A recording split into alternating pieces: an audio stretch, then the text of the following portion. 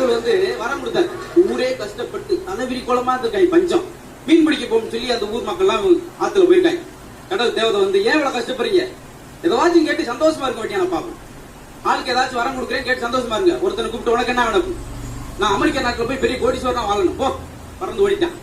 உனக்கு நான் அடுத்த ஆளை பார்த்து நான் ஜப்பான் நாட்டுல போய் பெரிய ஃபேக்டரி கட்டி நான் 40 பேருக்கு வேலை தரணும், அப்படியே ஆகட்டும், போ பறந்து போயிட்டான். மூணாவது ஒரு ஆள் உட்காந்தான், உனக்கு என்ன வேணும், அந்த போன 2 பேரும் திருப்பி இங்கே வரணும் அப்படின்ட்டான். அதாவது இவன் உன்னை கேட்டு இவன் போய் சந்தோஷமா இருக்கான், அந்த எண்ணம் கிடையாது. அடுத்து சந்தோஷமா இருக்க கூடாது அப்படின்னு.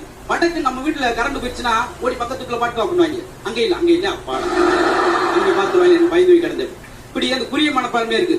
அதே போல இன்னொரு இடத்துக்கு இதே சம்பவத்தை சொல்றேன். கடவுள் வந்து அதே கஷ்டப்படுறீங்களா, நல்லா இருக்கடா அப்படின்னு சொல்லிட்டு ஒவ்வொரு நாட்டுக்காரங்க வேற எல்லா நாட்டுக்காரன் உட்காந்துருக்கான்.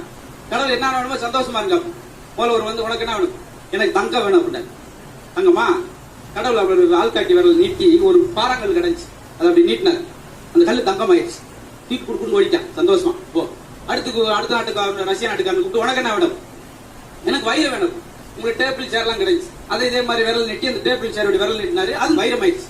வயிற்று புரிஞ்சுட்டு சந்தோஷமா ஓடிட்டான். அடுத்த நம்மால் வந்தார் இந்தியாக்கார், உனக்கு என்ன வேணும், எனக்கு அந்த விரல் வேணும் அப்படின்னா. அடிப்படையா வைப்பாங்க.